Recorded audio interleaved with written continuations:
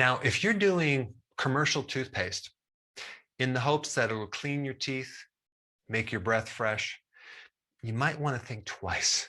In order for this to make sense, I first need to explain what your spit is made out of, okay? Your saliva. You produce a tremendous amount of saliva every day. It's 1,500 milliliters. That's over 51 ounces of saliva every single day. Now, what's in saliva? Well, you have electrolytes, trillions of bacteria. You have an enzyme to help you break down starches. You have a protein that helps coat vitamin B12 so that it can pass through the stomach and get absorbed into the small intestine. There's mucus in there to keep everything flowing. And then you have sodium bicarbonate. That is baking soda. So the glands in your mouth actually make baking soda to help neutralize the acids that are occurring in the fermentation process when you feed your microbes in your mouth too much sugar, as well as the candida. There's this byproduct of a certain acid, and that pH is important because if the acid is too acidic, you're going to develop cavities. In your saliva, there's actually white blood cells. There's all sorts of antibacterial or specifically antipathogenic factors, and it's important not to disturb the chemistry of what's in that saliva, because if it's too altered to one way, you start getting inflammation in your gum as gingivitis or periodontal disease. You start developing cavities. You start getting an overgrowth of yeast or candida on your tongue. You start developing bad breath, chronic halitosis.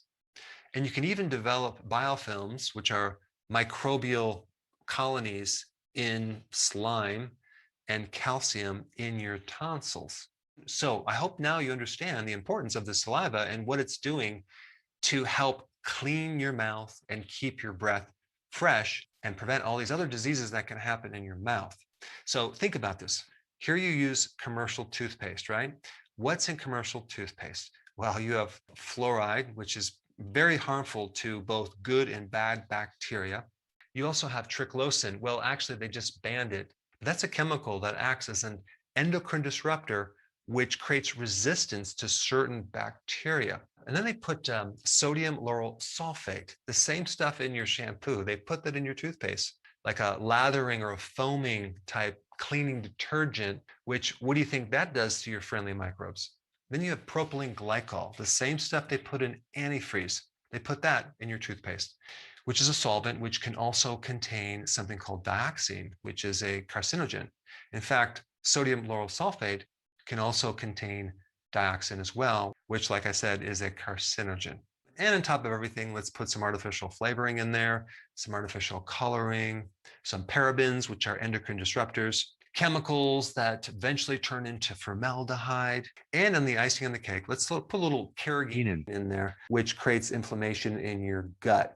Here you are thinking you're doing your mouth some good by using this commercial toothpaste, when in fact, it's altering the microbiome and the chemistry of your saliva. So I want to give you a very simple 4-ingredient recipe to make your own toothpaste, which is very inexpensive and that has absolutely no side effects, and it will give you nothing bad or negative. It'll actually support your healthy saliva. You start off with 1 teaspoon of coconut oil, okay? Then you add 1/2 teaspoon of baking soda.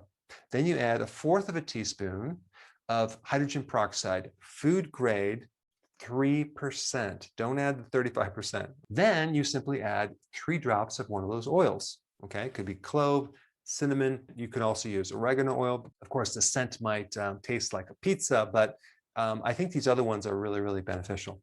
So this is a slight modification of another recipe I gave in this video on how to prevent plaquing.